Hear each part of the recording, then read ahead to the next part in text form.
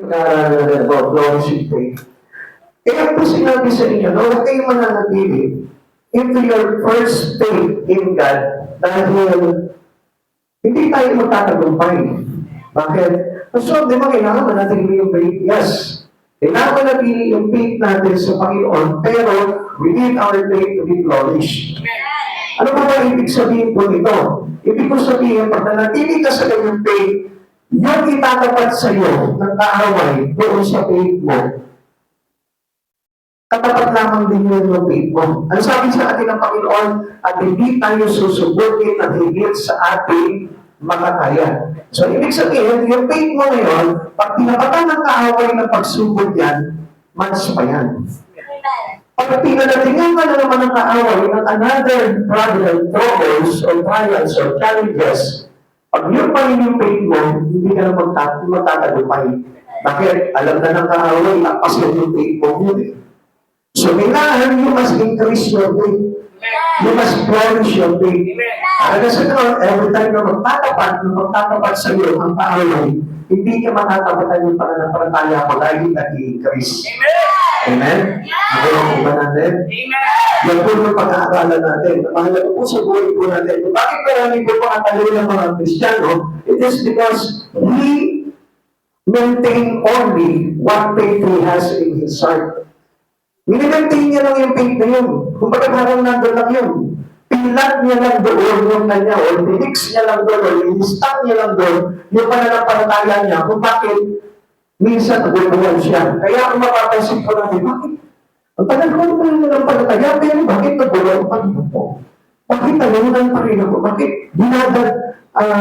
bakit parang dapat ko pa rin itong programa na ito? It is because your faith remain into your first faith. Nandun pa rin eh. Nandun sa pati sa mga pinaka-beginning pa lamang ng pananampalataya natin. Okay, let's go into our topic for today. Nakanda na po ba kayo? So, ito po yung topic po natin bro, about flourishing faith. So, ang kailangan po na faith po natin yung patingkat ng patingkat. Pag sabi mo sa katabi mo, kailangan tumitingkat. Kailangan tumitingkat. Yan, yung parang yung pag-ibig natin, no? Ang pag-ibig ko sa'yo'y lalo, ano yun? May patala yun. Malimutan mo yung katanong araw eh. Parang pumasok lang sa isip ko eh, di ba? Yung patigad yung kanyang pag-ibig. Okay, ganoon po yung kailangan na faith po natin pagdating sa Lord. Di ba? Tumitignan palagi yung ating pag-ibig pagdating sa Panginoon. Okay, sabi ko dito, here are fascinating facts about faith. Ibig sabihin po dito, these are the interesting truth na meron pong nakapaloob dito sa ating pananampalataya. We know that our faith is very vital. Alam natin na napakahalaga po dito pananampalataya natin sapagkat our salvation is by faith alone. Faith to God, faith to Christ Jesus. Only to the name that given to us by the Father in heaven, which is the name of Christ Jesus. Kaya nga, ang pananampalataya natin ay kailangan na mauupo lamang yan kay Yesu Cristo. Sapagkat iisang pangalan lamang po ang ibigay sa atin ng langit, kundi sa pangalan ng ating Panginoong Yesu Cristo para sa ating kaligtasan. No other name that we need to require for us to have salvation. So, only name, lagi natin tatandaan, our faith in Christ Jesus. Kaya kung wala yung pananampalataya natin kay Jesus, at naligaw yung pananampalataya natin sa iba, ay dahil hindi tayo magkakaroon ng salvation. At as according to Acts chapter 4 verse 12, tuloy po natin. Galatians chapter 2 verse 16, ganyan man alam namin ang tao'y pinawalang sala sa pamamagitan ng pananampalataya kanino? Kay Yesu Cristo. At hindi sa pamamagitan ng pagsunod sa kautusan. Kaya kami ay sumasampalataya kay Kristo Jesus upang mapawalang sala sa pamamagitan ng pananampalataya sa Kanya. At hindi sa pamamagitan ng kautusan, sapagkat walang tao pinawalang sala sa pamamagitan ng pagsunod sa kautusan. If we remember, nung tayo po'y binabaan ng 10 utos mula po sa ating Panginoon sa pamamagitan ni Moises, wala po nakasunod po talaga doon. Lahat po tayo nag-fail po doon dahil inis lamang po natin yung isang kautusan doon sa 10 na yun, hindi na tayo mag-iligtas. At wala pang isa man sa atin ang makaka-perfect na kautusan. Kaya ano po nangyari po dito? For a long years past, ito pang Diyos natin ay nag-isip po kung paano tayo maliligtas. And by the grace of the Lord, our Father, He sent His only begotten Son, bigay siya sa atin yung antayabukod na anak, upang tayo po ay sumampalataya at para tayo po ay maligtas at hindi mapahamak. So, meaning, yung faith natin sa ating Panginoong Yesu Cristo ay sapat na. Kaya lang po, may mga requirements po yung faith natin. Yung faith natin must be flourished. Now, mamaya tatangan po natin kung ano po ba yung tinatawag na flourishing faith. Kasi kung minsan, ang sinasabi po ng marami, mananampalataya na ako ng Kristo. I am a Christian, believer of Christ Jesus, follower of Christ Jesus, and I believe that Jesus saved me. That's all. Parang gano'n lamang po, nahinto na po tayo doon, nabato na po tayo doon, at hindi na nag-flourish yung ating faith. At iyon ang kailangan po natin maintindihan po dito. Malaman po natin how our faith must be flourished. Paano natin maipapatigkat pa o mapapagdagdag pa yung ating pananampalataya sa Diyos. Now, bakit po tayo dito? Hindi tayo naligtas dahil sa kautusan, kundi sa pananampalataya natin kay Yesu Cristo dahil siya po yung gumawa ng mga bagay nito. Sabi ko dito, we do not break the law. Hindi naman po natin binabali yung pangako ng yung kautusan na ibigay sa atin ng Diyos. Hindi naman po natin pinawawalang halaga po ito. Kundi ito po ay hindi talaga ganap na nagawa ng tao, kundi ang gumawa po nito ay walang iba kundi ang ating Panginoong Yesu Cristo. Christ done it for us. Need to perfect it. Kaya nga, kung titignan po natin ito, walang tao makaka-perfect po nito. Maaaring hindi ka sinungaling, maaaring hindi ka nanganganon niya, hindi ka pumapatay, hindi ka nagnanakaw, pero sumahin ka naman sa magulang mo. Still, hindi pa rin po tayo magliligtas doon. Kailangan lahat ng kabuuan ninyo ay masunod po natin. At hindi lamang po yun. We must know na hindi lamang po sakto ang kautusan po ng ating Panginoon. Yung lamang po yung detalye ng mga kautusan na dapat nating sundin. Pero marami pa. Thousands of law ang ating kautusan na ibigay sa ating Panginoon. At hindi po talaga natin mapagdagdag yung bagay na yun. Without Christ Jesus, cannot be saved. Kung wala sa Yesu Cristo na siya tumagpad at bumanap ng lahat ng bagay na yun, wala sana tayo paligtasan. Okay. Man cannot do this. So, Christ did it for us to be saved. Si Jesus po yung gumawa po nito. What we need to do is have faith. Ang sabi ko sa katabi mo, kailangan lang pananampalataya. Kailangan lang pananampalataya. Kaya mahalaga po yung kautusan, ano po? Kailangan always remind yourself into the law of God doon sa kautusan ng Panginoon. Kasi dahil kuminsan na-abuse po natin yung grace that given for us through our faith in Christ Jesus para magka-salvation po tayo, ina-abuse po natin yan. Minsan, pinapaliwala po natin, ay okay, ito, kahit makasama ako sa Panginoon, pwede na, because of the grace of God, I will say. Now, hindi po ganun po yun. Kailangan din po na iniingatan din po natin yun. At sa pagsunod po natin sa kalooban ng Diyos, doon po tayo talagang naliligtas. Galatians chapter 2, verse 21. Hindi mo tinatanggihan ang kagandaan loob ng Diyos kung ang tao'y mapapawalang sala sa pamamagitan ng kautusan, walang kabuluhan ang pagkamatay ni Kristo. So, ito po yung napaka-komplikado po dito eh. Many Christian, nagtitiwala po sila that they are already saved. Lahat na dinidisregard na nila. After all na ginawa ni Jesus yung mga bagay ngayon, dinidisregard na nila yung mga bagay sa Panginoon. Kaya yung faith po natin hindi lumago. At another thing na kailangan po natin dito, minsan sinasabi natin about our self-righteousness, sa sarili po nating pagpapalinis, sinasabi natin, hindi naman ako nagtatakaw. Hindi naman ako pumapatay ng tao. Hindi naman ako nagsisinungaling. Ligtas na ako. So, minsan, ganun po yung pananaw po natin. Ano po? Kaya nga, paano ang sabi po dito, walang kabuluhan natin ang pagkamatay ni Kristo. Kaya hindi tayo naligtas dahil lamang sa kapaitan mo. Hindi tayo naligtas sa mabubuting gawa natin. Kundi tayo naligtas through the grace of God. Dahil sa hatag ng Diyos, sa biyaya ng Diyos, kung bakit po tayo naligtas. And without Christ Jesus, wala po salvation sa lahat ng tao. Kaya magpasalamat tayo kay Jesus Cristo na siyang at may dami po kaligtasan sa buhay natin at hindi po tayo tulungan na pahamak. Kaya nga, only by faith, at palaguin mo pananampalataya ko sa Panginoon to make sure na tayo po ay talagang pagkarian ng kaligtasan mula kay Hesus Kristo. Ang sabi niya po dito, even mustard seed type faith can do great things. Kahit na gabuti lamang ng mustasa ang pananampalataya mo, but genuinely, hindi po maliit lang pero hindi naman totoo. Kailangan gabuti ng mustasa, but genuine. Kailangan talagang totoo. Kailangan talagang pure. Yung iyong pananampalataya sa Panginoon, hindi yung pananampalataya, mananampalataya ngayon, bukas hindi na. Mananampalataya ka bukas, ngayon hindi.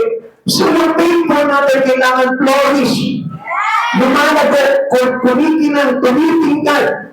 At nakikita talaga na nag-overflow talaga sa buhay po natin yung pananampalataya ngayon. Kahit a small one or a small type ng mustard seed, yung pananampalataya natin basta totoo. Ano sabi po dito, can do great things. Matthew 17:20, sumagot siya dahil sa kahalitan ng inyong pananalig, sinasabi ko sa inyo, kung maging sinlaki man lamang ng butil na mustasa ang inyong pananalig sa Diyos, masasabi ninyo sa bundok na ito, lumipat ka roon at lumipat ito.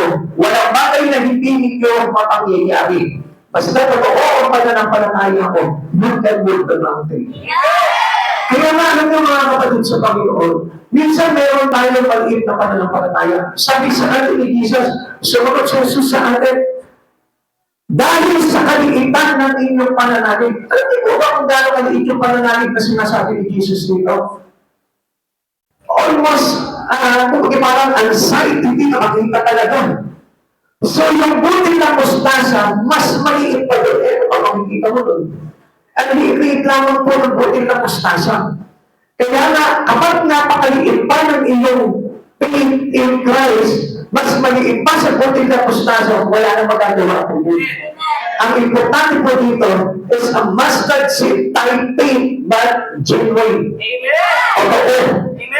Yung pananampalataya mo, na kaya makapagpalipat ng bundok pag kinakailangan po talaga. Okay, tingnan po natin. Foundational faith is vital for spiritual church growth. Even in the church, ito po yung kailangan po natin. Tingnan nyo mga kapatid sa Panginoon. Why our church stay the same? Bakit po na parang ang hirap yung pausahin itong faith na yun, itong church na ito? Alam niyo ba kung bakit? Because our faith is so deeply little. Napakaliit. Alam niyo, kapag lahat po tayo dito, nagkaisa tayo, nagkaroon tayo ng totoo, pananampalataya talaga sa Panginoon, madali po pag-expand ng church na ito because of our foundation is about our faith in Christ Jesus. Kung yung kaluluwa po na iligtas ng Panginoon dahil sa totoo pananampalataya natin kay Kristo, how much more itong simple bagay lamang na ito. Kaya nga po nahihirapan po tayo mag-flourish yung faith po natin. Why? Kasi hindi po gumagalaw yung ating pananampalataya. Pero kung gusto mo talaga tuminggan yung pananampalataya mo, you do something that can glorify God into your life. Gagawa ka ng isang mga bagay na kung saan makakapagparangan at makakapagpuli sa ating Panginoon. You cannot stay on your seat, at your seat. Hindi ka mananatili dyan sa upuan mo, kundi gagawa ka. Like the faith of the disciple. Nakita niyo po yung kanyang pananampalataya ng kanyang mga disciple, ng kanyang mga alagad. They were only 12. Pero, nung nag-spread po sila because of their faith, ano nangyari? Nakakonvert sila ng 3,000 people, and then ang kasunod po nun is about 5,000 people receive Jesus Christ in their life. Now, kung makapasin po natin, it is because of the faith, the real faith of 12 disciples. Labing talaga lamang po yun. Pero napangalatan po nila ang bubuto. Now, pansinin mo, yung nag-aakay sa'yo, nagdala sa'yo dito, it is genuine faith. That was real faith. Kapag ang isang tao, hindi ng totoo pananampalataya sa Panginoon, ay I tell you, magaganapan niya maging pamilya niya. Hindi pa kaya ganyan, hindi siya makakapagdala sa Panginoon. Because He wanted to have the flourishing faith. Kasi yun yung kailangan ng Panginoon. Yung buhay na pananampalataya, lumalago na pananampalataya, nagbubunga ang pananampalataya, at yun kasi yung foundation para ipagod talaga ang iglesia. Now, unang-unang tinutukoy dito ng church is as tayo. Kaya hindi po tayo lumalago, it is because our faith remain.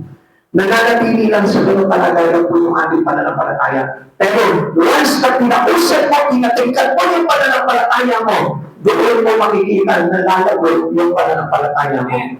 At makikita po natin kung paano po yun. Faith is important for the believers to have constant growth in Christ. Ang sabi nila, constant growth. So, pag sinabi constant growth, patuloy na umaangat, lumalago.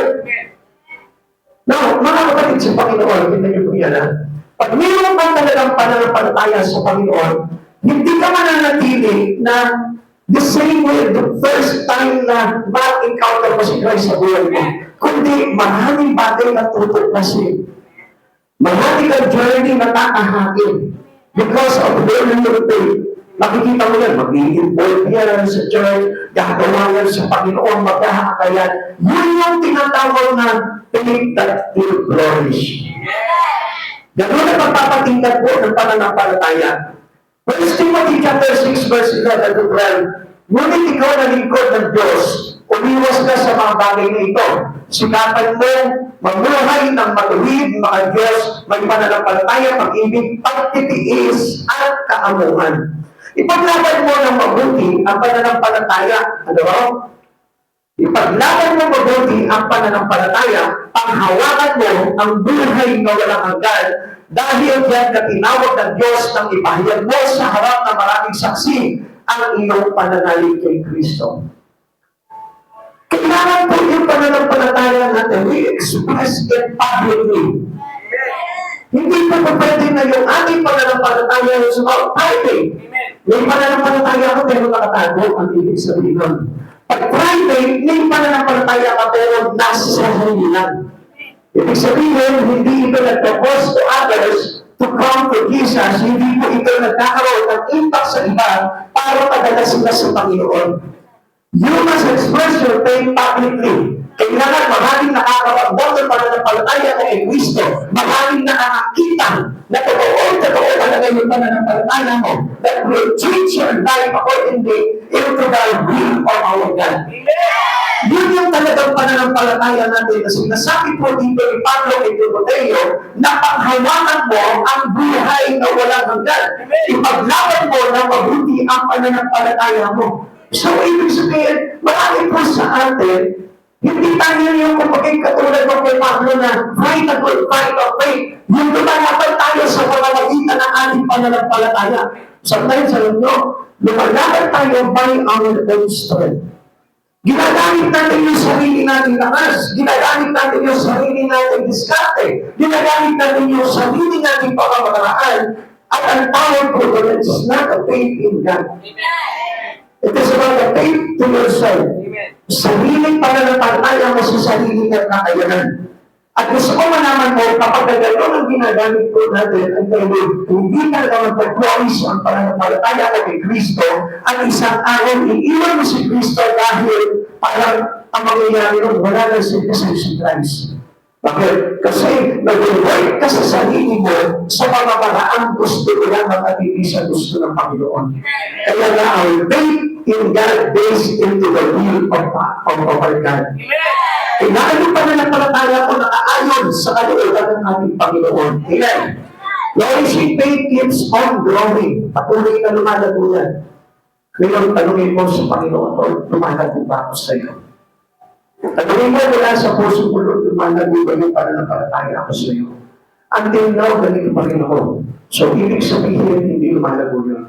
Pero kapag nakikita mo na talagang nag-explore talaga yung spirito mo at nagiging pakinabang ka talaga sa Panginoon, ang ibig sabihin nun, nag-flourish yung pananampalataya sa Panginoon and nothing to worry about your spirit. Amen. Pag nakita mo naman ako, nagiging kagamit-gamit mo sa Panginoon at nagkakaroon ng impact yung pananampalataya mo sa ibang tao, ang ibig sabihin ka din is flourishing faith. Tinitingkad at nararamdaman ng maraming tao sa paligid mo yung pananampalataya mo. Now, how to develop the principles of flourishing faith? Paano po ba natin mapapaunlad pa? Tututunin ito para palaguin ang ating pananampalataya. It is better to learn about these things. Flourishing, pag sinabing flourishing, developing rapidly, mabilis na paglago. At yung bakit kailangan flourishing, while rapidly developing, alam niyo kung bakit kailangan mabilis ang paglago ng pananampalataya natin dahil mabilis din ang pahawan. Ang pahawan, kumikilos siya 24 hours. Pag binigyan ka ng pagsukot ng kaaway, mabilis yan. Kaya kung mabagal yung pananampalataya mo, maiiwan ka talaga papagsak ka at mabubulong ka talaga. At isang araw, hindi mo na makikita ang sarili mo na nanampalataya sa Panginoon sapagkat naibulan ka na ng kaaway. Amen. How to develop the principles of flourishing faith? Una, consistent living keeps faith flourishing.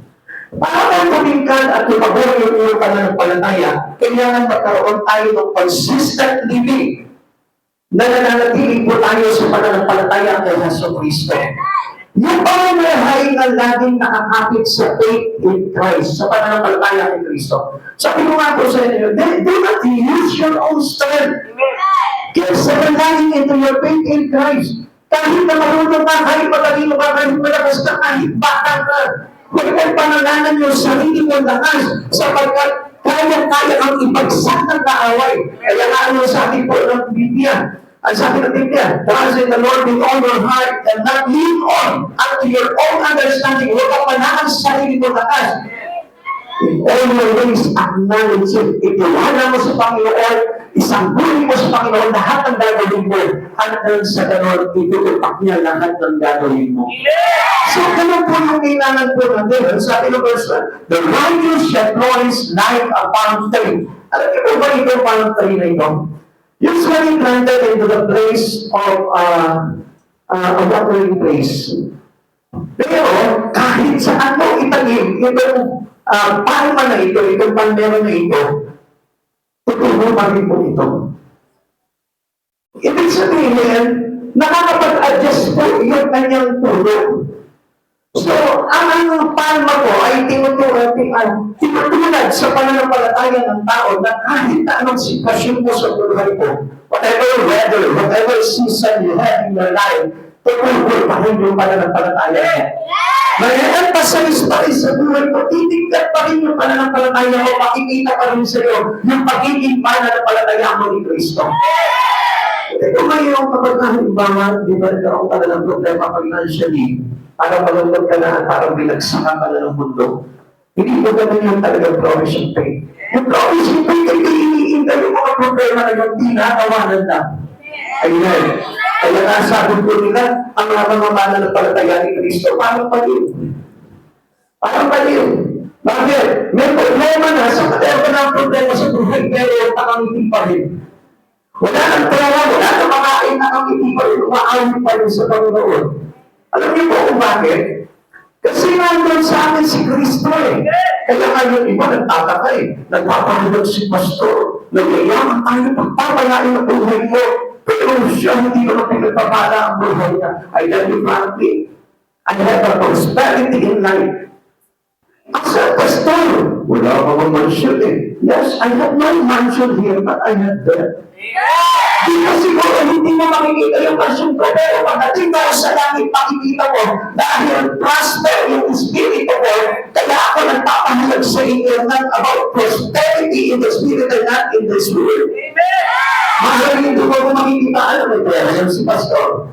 Maaaring hindi mo makikita, mudara yan sa sakit ni Pastor. Maaaring hindi mo makikita, maganda yung bahay ni Pastor. Pero I tell you one thing, doon naman sa mga bagay na hindi natin nakikita ngayon, makikita mo someday na nandun ang kayamanan natin. Basta yung pananampalataya ng Kristo ay hindi talaga napigilan. Pero alam nyo, pagka gumamit naman po tayo kung sarili po natin pamamaraan sa buhay, and we keep on relying into our own strength, magkakayan po tayo. Pagdating ng Panginoon sa buhay ko natin, ano sasabihin niya? Ikaw ang nag-aakala na mayaman mo pala, ibuhan sa paningin ng ating Panginoon. Kaya we better keep our faith in Christ Jesus. Kailangan pinag-prognosis natin yung pananampalataya sa Diyos. Huwag kang itigaw sa pananampalataya sa Diyos. At tulad ng pagpuno na tama na kahit saan lugar, pero di siya tulungan. Nakakapag-adjust kasi. Amen. Sabi po dito ng mga Awit 92 verse 12, tulad ng palmera, ang taong matuwid tamatan ang buhay sa darang kagaya, ang taong na lagalon, lalalon malabay. So, yung faith po natin, kapag pinaghawakan po natin, it makes us courage, make us strong, brave. Amen. At magiging consistent talaga yung ating pamumuhay. Kapag meron po tayo na tinatawag na real faith in God. Ano na umakit? Kaya nga ko minsan, alam nyo, ang tao na nawawala sa sarili po nila at hindi na po alam po ang gagawin po nila. It's because of nothing faith in God. Pag meron ka totoo pa na napalataya sa Panginoon, makikita mo, kahit na ano sitwasyon mo sa buhay mo, normal ka pa rin. So, normal na pa ng buhay ko eh. Ngayon, normal yan. Baka may pera ka dyan. Pero paano kaya kapag wala ka ng kita? Gayat na, sabi yun. Eh, wala yung magkawal sa Lord. Amen? Amen! Isa kapag sinasabi natin, itong season na ito, pagkatulan, gayat, walang kita, walang beta, walang ano-ano. May Diyos eh. Hindi ka tayo nagiging gawat sa Diyos. Ang Diyos laging nandiyan siya is everywhere. Laging natin kasama ang Diyos. Kaya nga, kung meron ang Diyos sa buhay mo at naging kayamanan mo ang Diyos, naging pananampalataya mo sa buhay mo ang Diyos, ang gawat. Tingnan mo yung itsura ng katabi mo kasi puro gawat. Kaya tuloy, yung anong gawat. Amen. Amen? Pero kapag kami Diyos siya, tingnan mo, kahit walang pera yun, tingnan mo, ang ganda ng itsura niya, maraming mula niya. Ayun na, nakikita ko dito, kung gaganda nyo, mga mangyayabang kayo, tapos sasabihin nyo na kayo, yung gawa. Pero kung kayo yung gawa, ang gawa, nakikita ko, nagkakapalit-palit na yan. Yan. Ang gawa, kahit na pera ka, pero tumakanit pa. Pero ang isang tao talaga na may Diyos, kahit gawat ang bulsa niya, wala naman ang bulsa niya, pero mayroong Diyos niya, pinapagpalipigan pa rin mo ganyan. Alam niyo, ang pananampalataya ng tao, dito po yan. Makikita mo na tumitig ka na pananampalataya mo kapag tumitig ka din ang itsura mo. Kasi hindi na mo problema eh. Di ba? Ano sabi mo sa atin ng Biblia? Huwag kayo magansa sa anumang mga kailanganin ninyo sa halip. Hindi ninyo sa Diyos sa pamamagitan ng panalangin may pasasalamat. So, ibig sabihin, there is joy in our heart na pagka nawalan tayo, nagkulang tayo, may mga matatawagan Diyos na alam mo magbibigay sa atin ng bagay yun. Kaya hindi ka naka-smile. Kaya may mga gawa. Amen! So, yung mga may gawat pa? Maligada hindi, wala nga ako. Pero basta wala nga ako publikasyon. Kaya nga lagi ka nakakabang kay Kapitan. Wala ka lagi na ba kayo kamatok sa bahay mo? Ayun na ba yan? Nabaha kami eh. Sumisigaw na po sa Facebook. Nabaha kami eh. Baka naman. Nagreklamo na kay Kapitan. Hindi naman kailangan si Kapitan ang tawagin po natin pagka mayroon po mga ganyan mga pangyayari sa buhay po natin. Kundi dapat po talaga, hindi lang mag-promise si faith. Ano na tinapawakan mo? Kaya ito po, minsan wala kang ayuda, mainit na ulo mo. Pati si Kapitan na nananahimik na ginagawa, pinag-iinitan ng ulo. Kapitan na, hindi na kami inaabot ng ayuda. Hello? Sino dito yung wala pang ayuda? O, hindi na yun, tataas pa ako. Yaman-yaman din yan. Hello? Interesado pa sa ayuda eh. Tignan mo nga ako, yung staff niya, gawa-gawa. Basta tayo po kayo pananampalataya sa Panginoon. Amen. Tingnan natin kailangan yung bagay na yun. Ano ba naman yung simple bagay lang na gano'n? Basta meron ka pananampalataya sa Panginoon, higit pa yung darating sa iyo. Si Kapitan, tinitingin lang sa inyo, 5 kilong bigas, 2 dilata. Di ba? Eh si Lord, pag nanampalataya ka kay Lord, Baka mamaya, bigyan ka pa ng isang kamali ko. Ilagsig sa bahay mo. Diba? Tandaan niyo yung pananampalataya sa Panginoon, maraming nagagawa po yan sa buhay po natin. Maraming walang-wala ka, piling mo meron ka dahil nandiyan palagi ang Diyos. Okay, consider some heroes of faith. Tingnan po natin po itong mga bayani ng pananampalataya na kung saan nanampalataya ng todo sa Panginoon. Unang-una, ito po si Joseph. Faith flourished even in prison. Na kahit nakulong na ito, pinagdurbog na kanyang mga kapatid na kulong, inaligid, pero still, tignan niyo po. Hindi na wala yung kanyang pananampalataya sa Panginoon mo.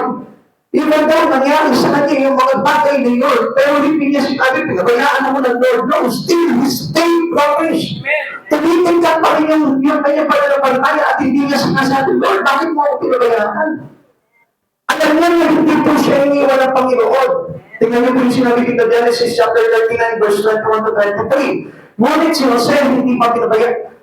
Ngunit si Jose ay hindi pinabayaan ni Yahweh, ang bantay ng pinagbuhan ay naging napakabait sa kanya. Si Jose ay ginawa niya tagapamahala ng lahat ng mga pinagbuho at siya ang tanging nakapagpasya kung ano ang gagawin sa loob ng pinagbuhan. Hindi na halos nakikialam ang bantay ng pinagbuhan sa ginagawa ni Jose sapagkat si Yahweh ay kasama nito at pinagtatagumpay siya sa lahat niyang gawain. So, ibig sabihin po dito, hindi tayo pagkukulangin ng Panginoon basta nagtiwala tayo sa Lord.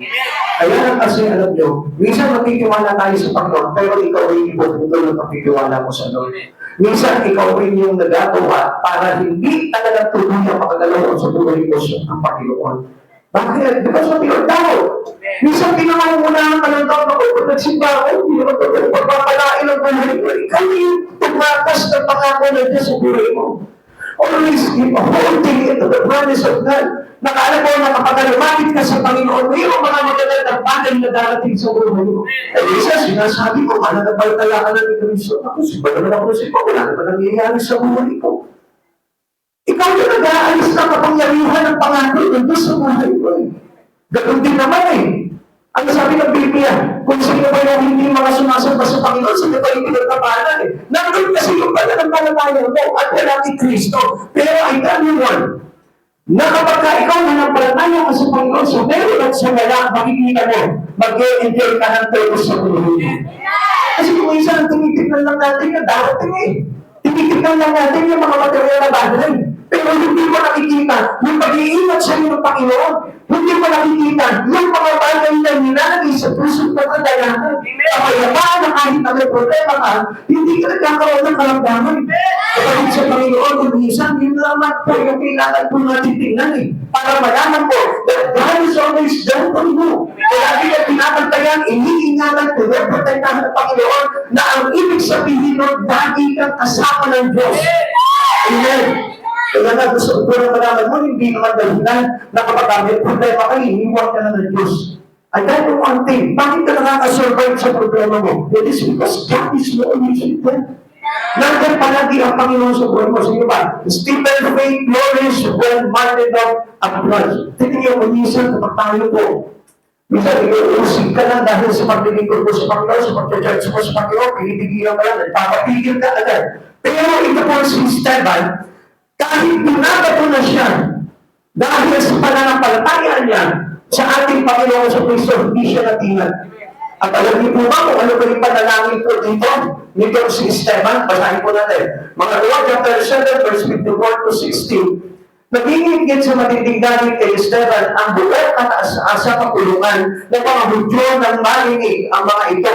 Ngunit si Esteban, nagpuspos ng Espiritu Santo ay tuminala sa langit at nakita niya ang kalwalatian ng Diyos at si Jesus na nakatayo sa kanan ng Diyos. Kaya sinabi niya, tingnan ninyo, nakikita ko bukas ang kalangitan at ang anak ng tao na nakatayo sa kanan ng Diyos. Tinakpan nila ang kanilang mga tainga at nagsigawan pagkatapos sabay-sabay nilang sinugod si Esteban. Tingnan niyo mga kapatid sa Panginoon, ito pong si Esteban, binabato na po siya, pero napakaganda pa rin, positibo pa rin yung kanyang pananampalataya sa Diyos. Tuloy po natin today.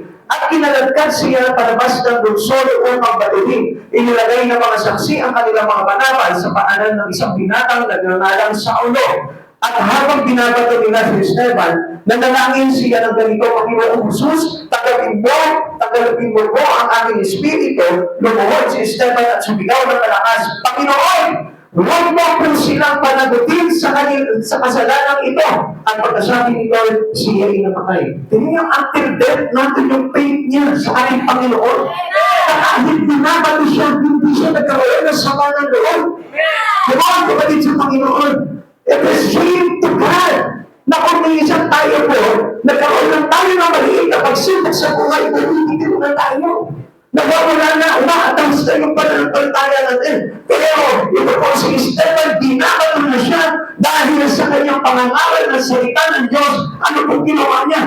Hiniling niya pa sa Panginoon at ibinigay niya pa yung kanyang espiritu sa Panginoon. Pinagkatiwala niya ito. At ang sabi niya, Panginoon, huwag niyong panagutin sa kasalanan ito ang mga taong ito. Kapatid sa Panginoon, napakaganda ng pananampalataya. Meron po ito si Esteban na hanggang kamatayan talagang sumisigaw yung kanyang pananampalataya kay Yesu Cristo. Dapat ganoon din po yung pananampalataya natin hanggang wakas. Na kahit hirap ka na sa mga bagay na ginagawa mo, pero nagloyok na hindi ka pa rin bumibigay dahil alam mo na mayroong napakagandang bagay na nalabang sa iyo kung sa kalangitan. Ito po si Pablo, Paul's faith flourished under severe persecution. Kahit na gaano katindi yung kanyang pag-uusig, kahit gaano katindi yung pagbubugbog, pagpupulo, paglalait dito kay Pablo, anong nangyari dito? Nag-flourish pa rin, talingkad pa rin, lumutang pa rin yung kanyang pananampalataya. Hindi ko yung kailangan na makita sa atin eh. As a Christian, the true Christian, the Christ Jesus, kailangan pag may pagsumpo ka, lumimin mo pa rin, lumulutang pa rin, tumitingnan pa rin yung pananampalataya mo. Dahil emphasis pa rin sa buhay mo at hindi nakikita na problemado ang Kristiyano. At dahil mo po ang isang Kristiyano, hindi mo pinapakita na problemado siya.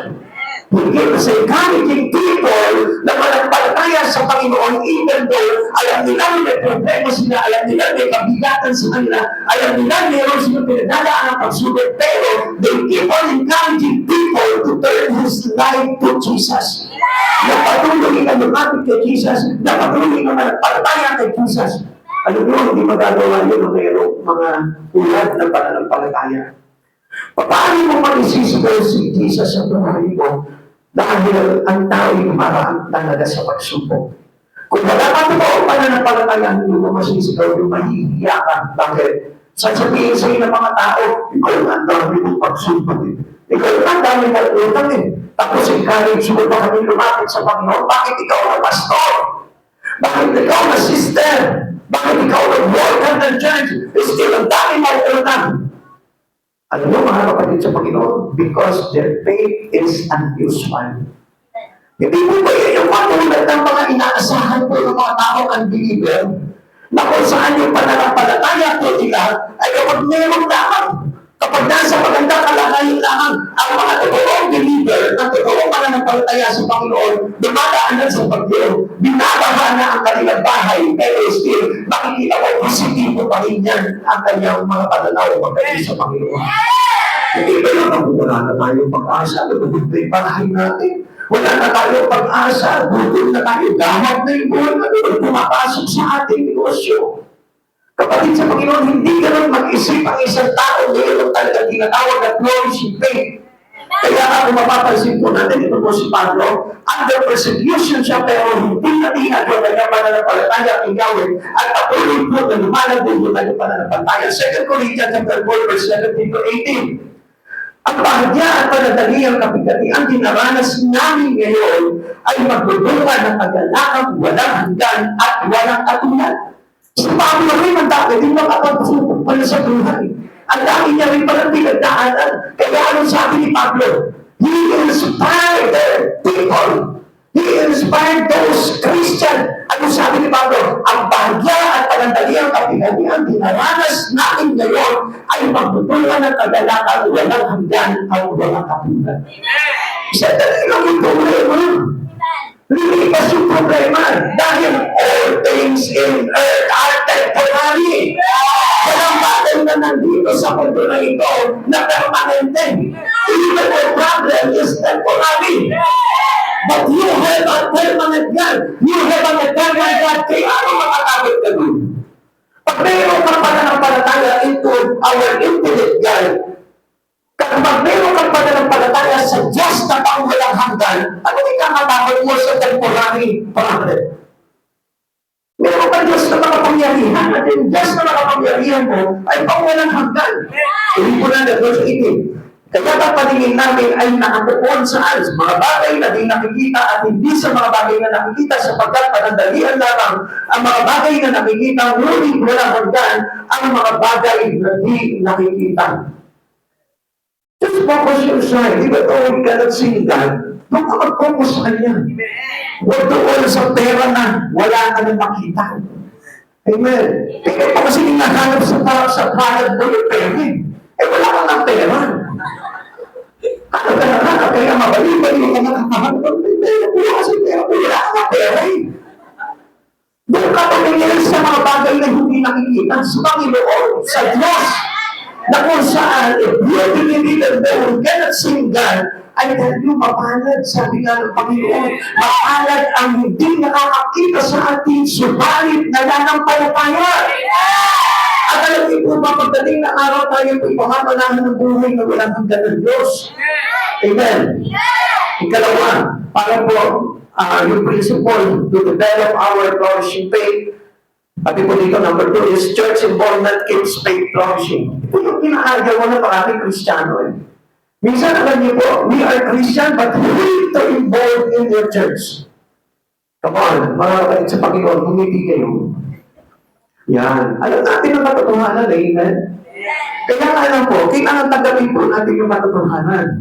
That we need more as a Christian to involve our life into the church. Kaya nga, we should involve your life, your spirit to Jesus.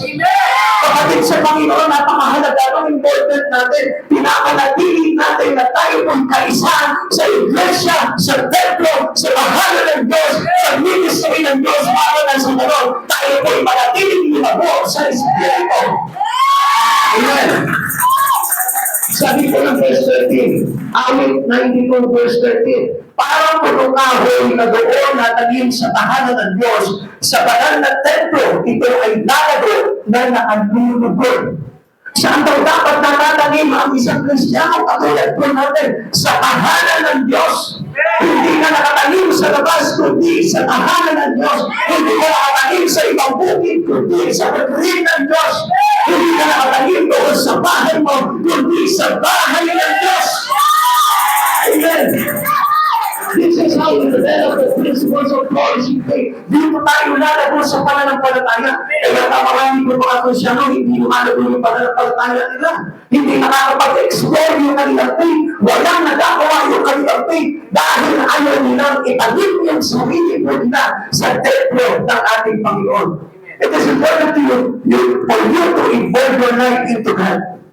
Kailangan natin i-involve yung buhay natin. Huwag mo sasabihin na, lagi naman ako nag-pray, lagi naman ako nagbabasa ng Bible. Come on, people of God, mahalaga na ikaw ay nakalim sa tahanan ng ating Panginoong Diyos.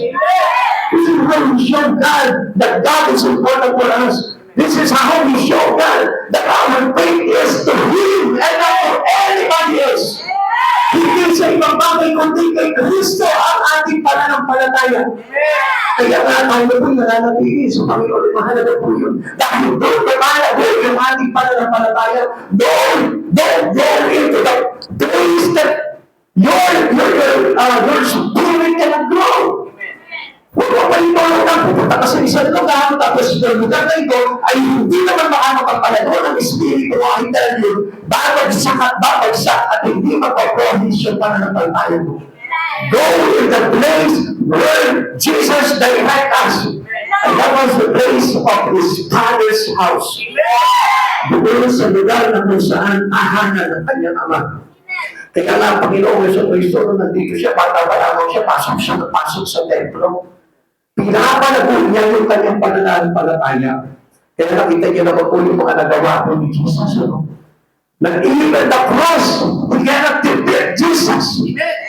Alam niyo mga kapatid sa Panginoon, kaya nga easily, as a Christian, we are defeated by our brothers because of our not involving our life to Him. We are not involving our life to Jesus, kaya po tayo ang talumpag-lupa. Kapatid sa Panginoon, starting for today, i-involve mo yung buhay mo sa tahanan ng Diyos, makikita mo. Maraming pagbabago mangyayari sa buhay mo. Minsan, pinupulaon pa natin yung sarili natin. Naka-involve na tayo, pinupulaon pa natin. Alam niyo po ba kung sino may kagagawa doon? Ang kaarahan. Kasi nakikita niya, no, lalago ito. Lagi ito nasa tahanan ko, lalago ito. Pero ano sabi ni Satan sa'yo? Naku, kayo mag-uwi ito. Pagkaling ko na agad sa tahanan ng Diyos ko. Para hindi na lumago ito at maging kanya ito. Kapatid sa Panginoon, gusto ko na malaman po niyo, important to the house of God, meaning, pinagsisikapan po natin na ma-receive whatever spirit that comes from Christ Jesus to us. Now, mga kapatid sa Panginoon, mahalaga po ito. Kahit na pagpalibalik-talik po natin, our involvement to the church is very vital. Those that be planted in the house of the Lord shall flourish. Sabi niya dito, lalago. Titigad yung kanyang pananampalataya. Basta ikaw nataling ka sa tahanan ng Diyos. Come on, mga kapatid sa Panginoon, tignan mo ang lungkot. O yan, lumulungkot na yun. Okay, magiging malungkot. Dapat masaya kayo, nandito kayo sa tahanan niya ng Diyos. Amen. Tinataling ka lang ng Diyos sa tahanan niya. Ibig sabihin niya, palalaguin ka ng Panginoon. Tapos nalulungkot tayo. Amen? Okay, ang sabi niya po dito, those that be planted in the house of the Lord shall flourish. This is how we planted. Sa ganito pagkakataon, dito po tayo itinatalim ng Panginoon. Obviously, yung mga tao po na madala sa church, makikita mo, sino yung patuloy na ginagamit sa Panginoon? Amen po ba? Sino po hindi madala sa church? Sige, taas po kayo. O, wala na natataas. Come on, di ba naman, sino dito yung madala sa church? Yung talaga yung halos araw-araw sa church. Tingnan nyo. Asa pa kayo? Mataas pa nahihiya kayo. Yan mga tao na yan, na halos araw-araw nandito, sila yung gawa sa Panginoon. Amen? O tanongin ko po kayo, sino po yung nag-akay po sa inyo dito? Nandito po ba? Ha? Pakituro nga po, pakituro. Sino po dito yung nakapag-church dito, tapos yung nag-akay sa kanya nandito. Pakituro nga po. Ha? Hindi na makapagturo talaga po. Kinihiya pa niya yung mga ginawa niya sa Panginoon. Alam niyo, yung mga tao na yun, yun yung mga nagpag-flourish yung kanilang pananampalataya.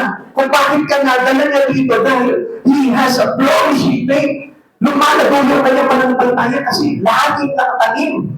Araw-araw. Sino po yung bihira sa church? Honestly, no head speaking, pag bihira ka sa church, makikita mo ang hirap makakaya. It is the sign of ungrown faith in God. Di ba nakakatakot na hindi lumalago yung ating espiritu? Kasi yung mga naglilingkod talaga sa Panginoon, huwag po kayo magalit, ano po, sinasabi ko lamang po yung katotohanan. Pag gusto mo talagang lumago sa Panginoon, there is no other way. Kailangan tayo po, nakaalain po tayo doon sa purpose ng Lord. Ano sabi niya? Pinagkalooban tayo ng mga evangelista, ng mga pastor, ng mga apostol, ng mga propeta, para saan? Para ihanda sa ikalalago ng iglesia. So, meaning, kaya mo pala tayo pinapadala dito bilang mga manggagawa sa ating Panginoon sa Kristo para palaguin ang iglesia. And they have promising faith. Amen! Sila yung mga lumalago. Kaya nga, admit it na kapag ikaw ay araw-araw palagi sa tahanan ng Diyos, makikita mo makagalaw ka sa Panginoon. Ang hirap mo gawa kapag lagi ka lang nasa bahay mo. Makagagawa ka kung sarili mo lang. Makagagawa ka by your own. At ang sabi ng Panginoon doon, rely unto your own strength. Trust in the Lord with all your heart and not lean on unto your own Kaya nga mga kapatid sa Panginoon, trust God. Pag sinabi ng Lord na silang mga natanim sa tahanan ng Diyos ay lulul na. Now, tuloy po natin. 2 Chronicles chapter 7 verse 14, in relation to this verse. Ngunit kung ang bayang ito na nagtataglay ng aking pangalan ay magpakumbaba, manalangin, hanapin ako, at talikuran ng kanilang kasamaan, pakikinggan ko sila mula sa langit, patatawarin ko sila sa kanilang mga kasalanan, at muli ko pasasaganahin ang kanilang lupain. What is the relation of this verse dito sa pinag-uusapan natin na pagkakangin mo sa tahanan ng Diyos? Malaki po yung sinasabi po dito para ipaunawa ko sa atin. Saan ba natin hinahanap ang Diyos? Ha? Basically, isa mo hinahanap ang Diyos sa tahanan niya. Pero ang kanina nung iba, ay dyan ba, makikita natin ang Panginoon. Pero the first thing that you need to do is to come into His house. To the house of praise, to the bread of, to the house of the bread. Doon tayo inadala ng Panginoon eh. Kaya nga alam nyo, kung ang tayo doon, ay nandun po palagi, hinanap natin ang Panginoon, masusuntukan natin ang Panginoon doon. Because this place is the place of our Father. At doon niya po pinapasagana yung ating lumayon. Sabi niyo po dito, ngunit ang aking bayan ito ay nagtataglay ng aking karangalan at nagpapakumbaba, manalangin, hanapin ako at talikuran ang kanilang kasamaan. Pakikinggan ko sila mula sa langit, patatawarin ko sila sa kanilang mga kasalanan at muli ko papasaganahin ang kanilang lupain. Pag sinabi pasasaganahin ang lupain, ibig sabihin, their heart overflow in faith in Him. Yung ating puso ay mag-uulabaw sa pananampalataya, pagpapalain, pasasaganahin sa pananampalataya, pasasaganahin sa Espiritu ng Panginoon sa Kristo. Huwag po natin na ilagay yung mga aral ng Diyos sa pagpapayaman lamang to. Kasi kung isa ng pagkakaintindihan ng pasasaganahin ang kanilang lupain, kala natin dito, dami na ari ko sa bukid. Dami na yung sakot-sakot inaani ko. Come on! Walang kinalaman po ito. Ang kinalaman po itong salita ng Diyos sa buhay po natin ay palaguin tayo sa Espiritu, lumago sa pananampalataya para na sa o tayo ng buhay ng Panginoon. Hindi po nagmuli na Panginoon na isulat ang Biblia para nakapot sa kayamanan ng tao. Hindi po isinulat ang Biblia para naman po sa kapakanan ng sarili, kundi sa kaligtasan ng kaluluwa po natin. Amen. Now, what does the house of the Lord speak to us? Ano po mga usapin po dito? Okay. Ang sinasabi po sa atin dito na tayo po dwell unto the house of the Lord, speak number 1 of the people of God. Ang sinasabi po dito, this is how He recognize us as a people to God. Amen? Ikaw, tayo lahat. Kaya ka nandito ngayon. Kanino ka? Kay God. Kay Lord. Kaya kung nga sumasambag, para kanino? Kay Lord. Kaya kapag ka nandito ka na ibig sabihin, speaking that you are from the Lord. Nagiging po natin? Ang sabi po dito, if my people which are called by my name, kapag na ang tani ko, ang bayan ito, tumawag sa ating pangalan, ibig sabihin, ano ba sabi po na sa atin ng aklat po ng Roman? Because all upon the name of the Lord will be saved. Now, the gathering of God's people speak of fellowship and faith. Kaya tayo nakikipag-fellowship, kaya tayo nakikipag-gathering sa Panginoon pagpapalago ng ating pananampalataya. Kaya nga, it is important to involve your life into the church. Kung natin kakalimutan yun, pinasok ka na ng Lord sa tahanan niya, huwag ka na lalabas. Amen. Kaya mamaya, pag umihan dito, huwag ka na lalabas. Gusto ko na pag-uwi para ng pagpala ko, dito ka matulog. Hindi po yun yung ibig sabihin ng Panginoon. No? Yung ating involvement, ibig sabihin, pakikiisa sa ministeryo na ibigay sa atin ng Panginoon.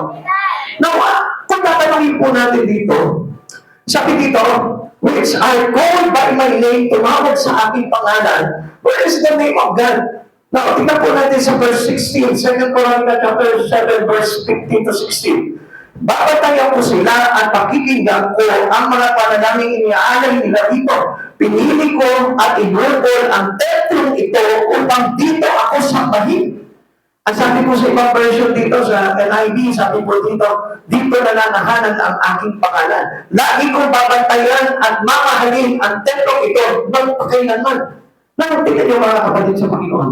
Kung ang templong ito, diniklara ng ating Panginoon na mamahalin at babantayin, ibig sabihin ko pa na ito, kaya tayo itinatanim ng Panginoon sa templo niya dahil para gusto ng Lord na mabantayan tayo. Gusto ng Lord na mahalin tayo. Kaya nga, you must return it and express it to God that you love Him. Na mahal mo ang Diyos. Sa pagpunta mo sa church, sa pag-i-involve mo into the ministry of God, into the house of God, doon mo may express na mahal mo ang Lord. At yung pag-ibig mo habang lumalaki, tumitingkad naman yung pananampalataya mo sa Kanya. Amen! Ikalawa, the house of the Lord is big of prayer. Kaya nga, ito po yung ayaw ng mga marami. Minsan, ayaw manalangin. At alam niyo po ba, prayerlessness is a sin. Na kapag tayo po, hindi tayo nakikiisa sa panalangin, at sama ang ating Diyos, tayo po ay mapray. Tayo po ay nagmamalaki.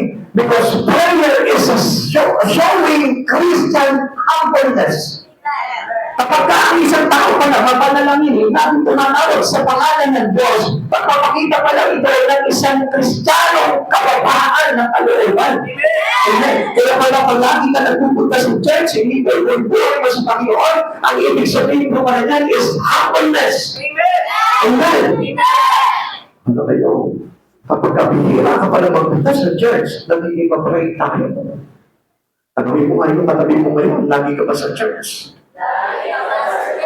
Di ba, nagpupray naman ako araw-araw ng as-pray. Amen. Kasi ang sabi ng Lord, ito tahanan na ito, babantayan niya, mamahalin, magpakailanman. So, ibig sabihin, ayaw mo ba mahalin ka ng Lord? Mapalain ka. Ayaw mo ba bantayan ka ng Lord? Ayaw mo na ko, Lord? Mapalain ka. Kaya nga ang isang tao, hindi ini-involve ang buhay niya sa Panginoon, magpapalay. Amen. Sabi po dito, the house of the Lord is big of prayer. Shall humble themselves and pray. At sabi dito, pag nagpakumbaba at manalangin. So, now, yung panalangin may ginagawa niya sa humbleness ng isang tao.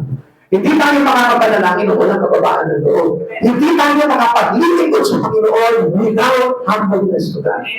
Kaya nga, ang tao na manatili sa tahanan ng Diyos ay mapagpakumbaba. Ang tao laging nananalangin ay mapagpakumbaba. Ang tao naglilingkod sa Diyos ay mapagpakumbaba. Ang tao nagsasakripisyo ng buhay niya sa Panginoon ay bulong-bulong ng mapagpakumbaba. People praying for one another gives faith. Alam niyo, hindi lang yung sarili natin ang pinapanalangin natin. Ang isang tao mag-pray, sarili lang ang pinapanalangin, pamilya lang ang pinapanalangin, negosyo lang ang pinapanalangin. Pero ang totoo po talagang nananalangin na may pagpapakababa ay pinapanalangin ang lahat. Amen! Amen! It is building our faith. Alam niyo po ba, pag nagbabulang yung pananampalataya mo na panalangin para sa iba, managulo ang Espiritu. Pero kapag ang panalangin mo ay lagi nakadarakta lamang sa sarili mo, it is a low faith. It is not a promising faith. Dahil yung panalangin mo, expecting na ikaw tatanggap ka na sa natin, nakakilala ka na eh. Amen? Kaya yung panalangin mo ngayon, para na sa iba. Para na sa kapakanan ng iba, para sa kapakanan at ikalalag mo ng iglesia. At yun po yung pananampalataya, showing our humbleness that makes our faith glorious. Ikatlo, the house of the Lord is big of seeking God. Yung naghahanap sa Panginoon, na kapag ikaw yung maakyat ka sa templo ng Diyos, ang ibig sabihin niya, you are looking for the Lord. Amen. Hinahanap mo ang Diyos sa buhay mo. People who seek the Bible will think na kapag hinahanap natin ang Panginoon, we revive our spirit. And it will build up our faith. Kapatid sa Panginoon, kapag hinanap mo ang Panginoon, kapag pala nag-church ka, na-revive yung Espiritu mo, lumalago yung iyong pananampalataya. Kaya nga, church na tayo ng church. Ugaliin po natin na mag-import yung buhay natin into the house of the Lord kung gusto niyo lumago yung pananampalataya niyo sa Panginoon. Fellowshipping, praying, loving people cause faith to flourish. Ang nangyayari po yun sa tahanan ng Diyos. Revival means energizing spirit. Ini-energize natin yung spirito natin dahil a spirit which is weak cannot grow in faith. Amen. Hindi lalago sa pananampalataya. Amen. And last, paano po ba yung prinsipyo to developing our flourishing faith? Number 3 is constant church-wide outreach causes faith to flourish. Una sabi po dito, how to develop principles of flourishing faith. Number 1 is consistent living. Number 2 is church involvement. And number 3, constant church-wide outreach causes faith to flourish. Nakita niyo po sila Pablo. Sila Pablo talagang humayo. Consistent evangelism. Amen? Hindi na basta nagpapalit ka. Kailangan humahayo ka, nag-aakay ka, nagpapahay-bahay ka. Okay, listen to this. They shall still bring forth fruit in old age. Kahit matanda na siya, namunga. Pag-isigaw nga, kahit matanda na, namunga. Kahit matanda na nakumunga. Isa pa ulit. Kahit matanda na nakumunga. Yan. Kasi ito po yung pagpipis natin sa sarili na mahina na ako. Wala na akong ikakaya. Gawin mabalit sa Panginoon. Ang category po ng isang palma ay nabubuha palagi sa kapanahunan. So doon tayo itinutulad bilang malago sa pananampalataya, laging nabubuha. Mga awit 92 verse 14, tuloy ang pagbunga kahit na ang pulong ito ay tumanda, lunti at matagal, at ang dahon nito ay laging sariwa. Amen. So alam nyo dito, minsan, kahit sino talaga tatamaan dito eh. Kasi kung minsan kapag kaunidad-unidad ka na, ayaw mo na talaga ng magbunga. Ang hinahanap ng Panginoon sa atin hanggang sa katandaan natin, nagbunga tayo. Amen? Kaya kapatid sa Panginoon, hindi po ito accepted na kapag may edad ka na, sa bahay ka na lang. Amen? Come on! Break your own pattern ng pananampalataya mo. Kasi doon tayo nakasunod eh. Akala natin tayo yung mga bayhanan na natin lamang sa isang kwarto na nananangin. Kapag kapatid sa Panginoon, maganda na nananangin pero nakipag mo ng paggawa. Because our faith need action. Kailangan ng pananampalataya natin ay may paggawa at may bunga. Amen. Flourishing faith is the result of continuing evangelism. Ano po, yung mga lumalago, tumitingkad na pananampalataya ay patuloy sa pagpapanalo ng kaluluwa. Churches that constantly reach out the lost people keep flourishing. Pagka ang isang katulad natin ay nananatili sa paghihinkaya o sa pagpapaligtas ng mga naliligaw, tayo po'y lumalago. Nagpo-promise palagi yung ating pananampalataya. The thrill of soul being born to Christ keep faith flourishing. Yung laging excited ka sa paghayo. Yung laging excited ka sa pag-aakay. Yung laging excited ka na kapag ka magsisimba ka, kailangan na ito magdala bago ka lumabas sa Panginoon. Laging ka meron na dadala sa Panginoon. Kaya tignan niyo po kanina. Back to the number 2. Ano po yung pinakita sa atin? Na kapag ikaw lagi ka nananahan doon sa templo ng ating Panginoon, sa tahanan ng Diyos, makikita mo nag-aakay. Amen. Sunod po dito yung may mga bagong akay. Asa ka mo? Yan, praise the Lord. Taas pa. Wala na. Wala na. Ba't mo nilito? Parang ayaw mo ipakita nag-aakay kayo. It's by the Lord! Si Pablo pinakita mo ng evangelism niya mga katapusan. Hindi naman pagkilo lang yun eh. Pinakita niya yung talagang totoo pagkabasa sa Panginoon. Kapag tayo po humahalo, dapat makita nila yung kasipagan natin. At yung kasipagan na yun ay nakikita dahil lumalago ang Espiritu mo. Hindi kinahihiya yun. Sabi ni Pablo, I'm not ashamed to proclaim the gospel of God. Kumataas pa rin yung mga may akay. Nandito po yung mga akay ninyo. So, ibig sabihin, because of your faith, kaya ka nag-akay. At dahil nakatanim ka sa tahanan ng Diyos, kaya ginagawa ko yung mga bagay niyon.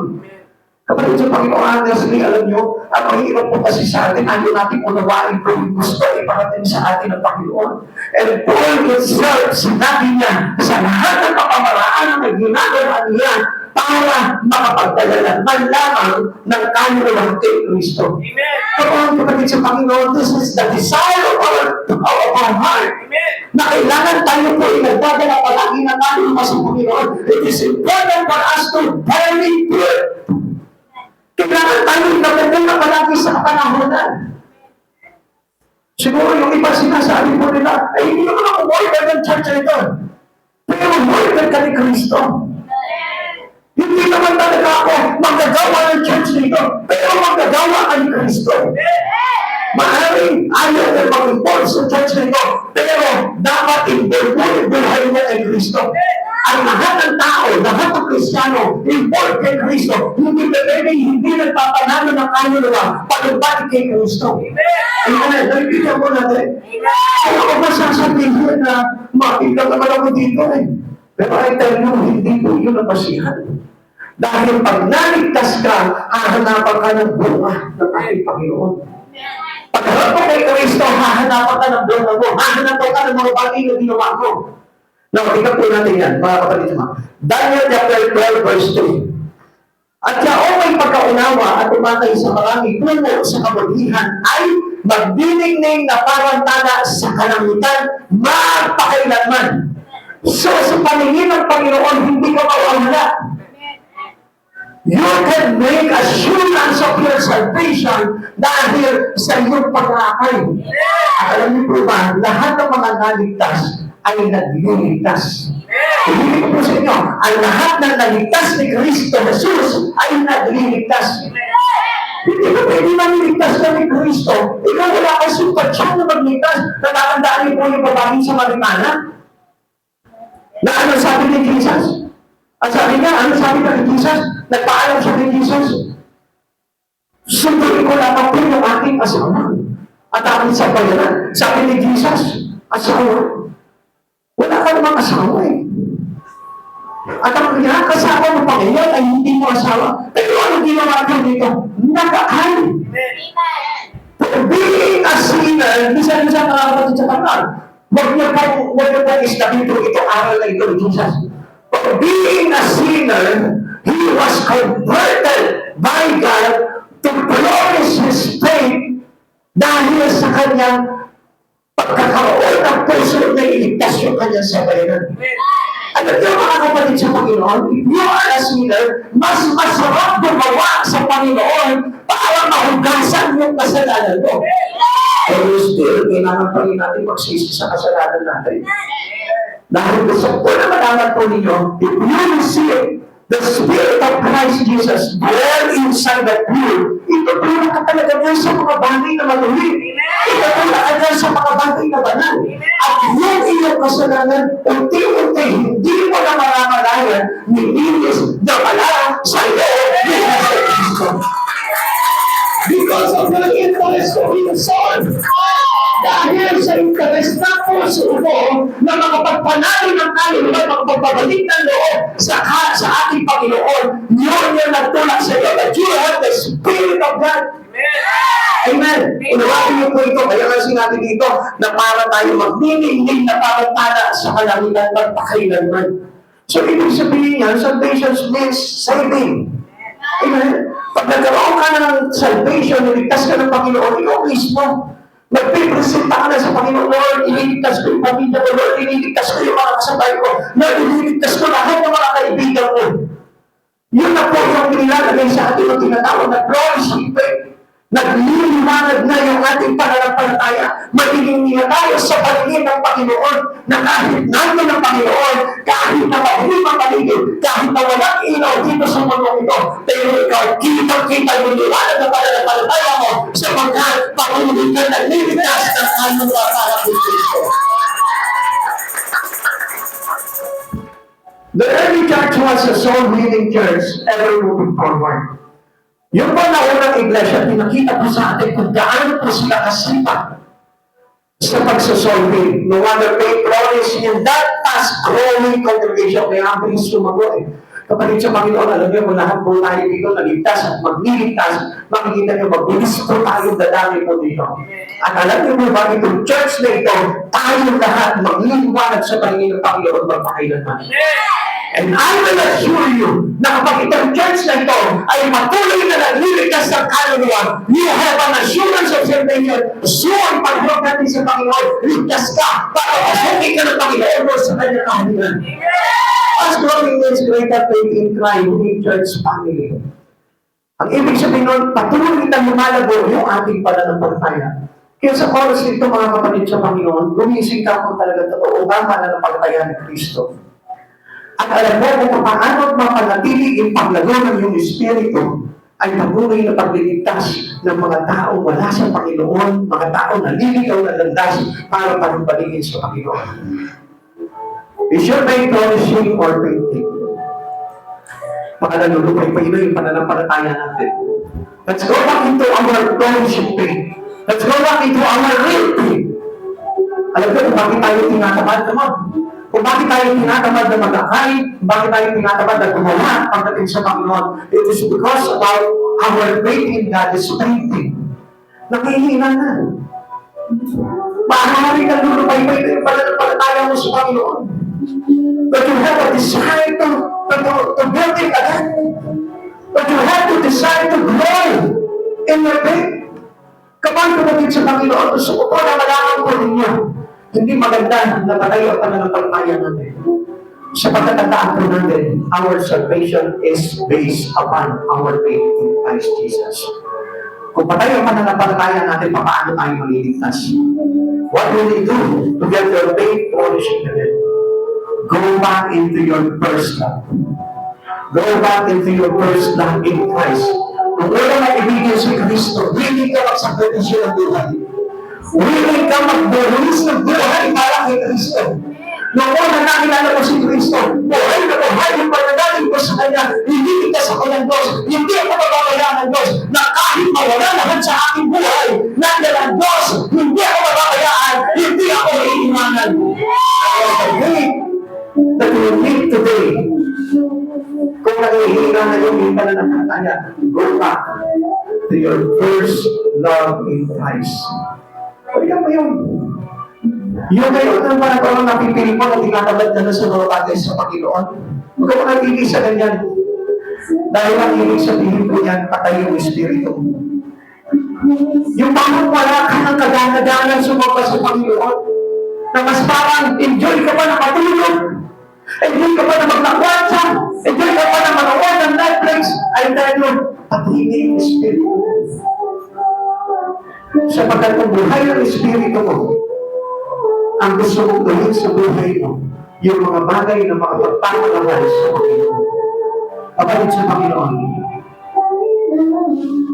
tingnan po natin yung kalagayan ng espiritu natin.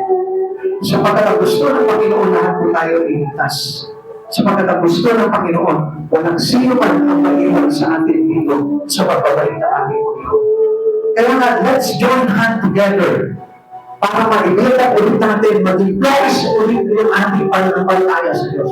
Sama-sama tayo dito sa church ito, maghanamin tayo, magpalakasan tayo, umayo tayo, palaguin natin yung espiritu natin para sa pagbabalik ng Panginoon, makita niya na nagliliwanag sa harapan ni Kristo Jesus.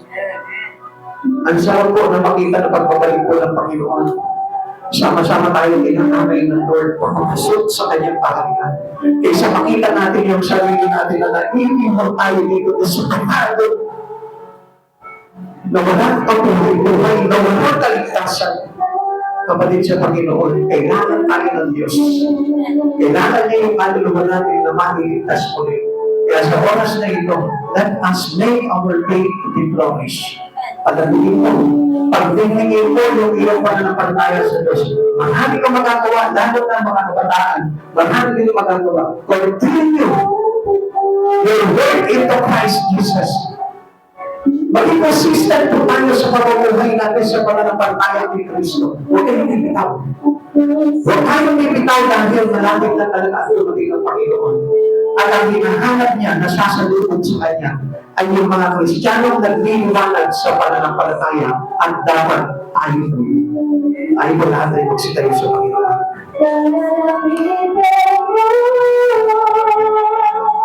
Let us pray to God and worship Him. Hindi natin sa Panginoon, Lord, pagniwalangin mo muli ang aking pananampalataya sa iyo. Lord, hallelujah, Lord of Jesus.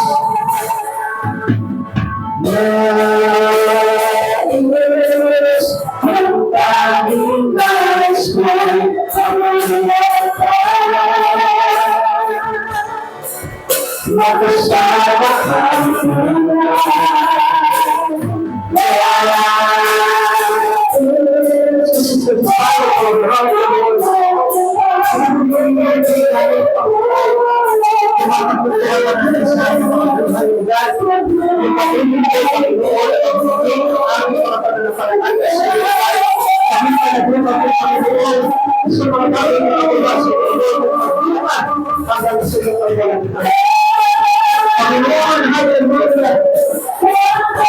Panginoon natin sa ating Panginoon sa pagkakas.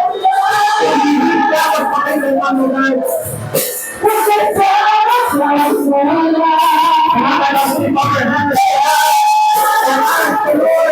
Bring it back, Lord God. Ibalik mo sa Panginoon. Nagdadagdag ng mga nagdadagdag sa Panginoon.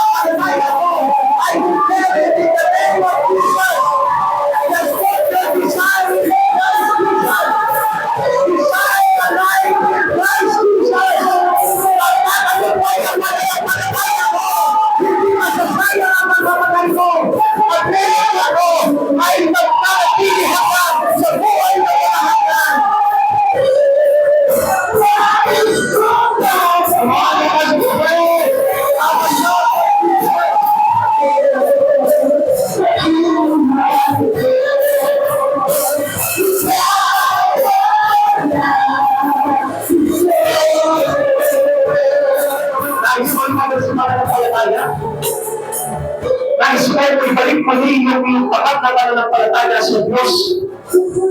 Diba sa tahanan ng Diyos, and you are welcome to do your works into God.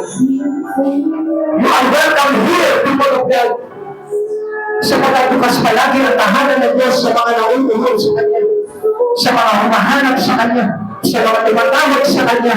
At sa oras na ito, kapatid sa Panginoon, gusto ko na sabihin sa inyo, once you decide to pray or to have a worship day, ang Diyos na nakatulungan dyan. Hindi mabibiguin ang Panginoon sa mga sino mga humahanap sa Kanya ay nakasumper. Ang sino mga humahanap sa Diyos ay may buhay na walang hanggan. And one day will surely enter you by God na kapag ikaw nagbubunga ka para kang malindig na tala sa kalangitan. Nagliliwanag ang iyong pananampalataya. Nagliliwanag si Kristo sa buhay mo. Ang iyong magkakasin mo sa tempat ng nagtasan sa buhay ng mga mga. Pagkakas ng mga mga.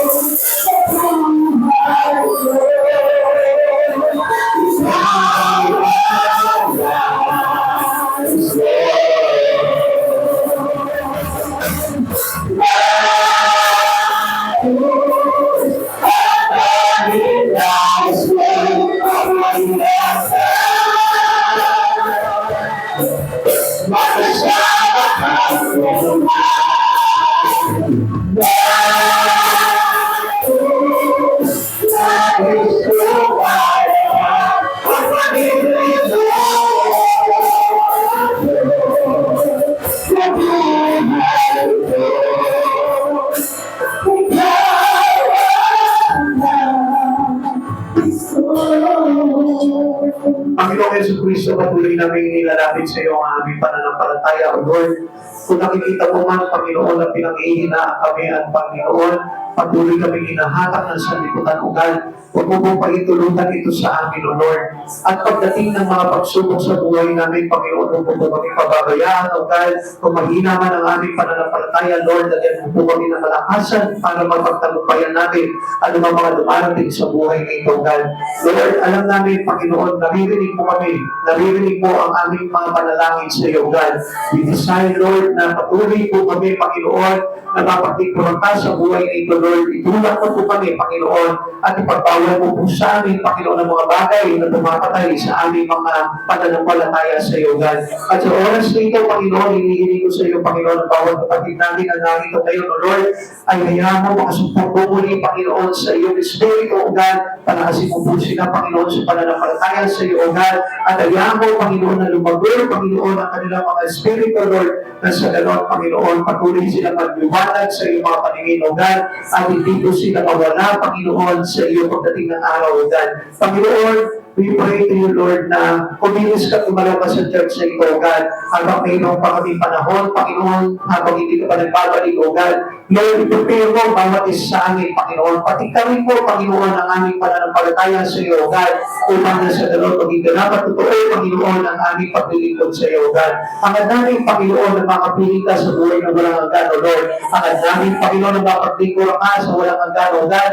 At hayaan mo, kalakasan ng Espiritu na ito, Panginoon, ay magdulot sa amin ang mga bagay nito, Lord. At sa tulong mo, Panginoon, na nagpapalakas sa amin, O God, sa biyaya ng iyong oras, sa biyaya, Panginoon, ng iyong Espiritu, Lord, hindi mo kami iiwan, hindi mo kami papabayaan sa ganitong kalagayan po namin, O God. At patuloy mo, Panginoon, na palalakasin ang bawat isa, O Lord, upang sa ganun magumabaw kami sa mga magaganda at mabubuting bagay, Panginoon, na kaloob ng iyong Espiritu, O God. Maraming salamat po, Panginoon, bless everyone of us here, O Lord. Panatilihin mo po, buhay ang aming Espiritu, O God. Patuloyin mo po, Panginoon, na masigla ang aming pananampalataya, O God, na sa ganun, Panginoon, hindi kami mawala ng gana sa mga bagay na tungkol sa iyo, Lord, hanggang sa iyong pagbabalik, Panginoon. Makikita mo buhay ang aming pananampalataya, Lord, na Lord, ipapawal, Panginoon, sa buhay ito, Panginoon, at higit sa lahat, Panginoon, napaparangalang ka sa bawat isa sa amin, O God. Maraming salamat po, Lord.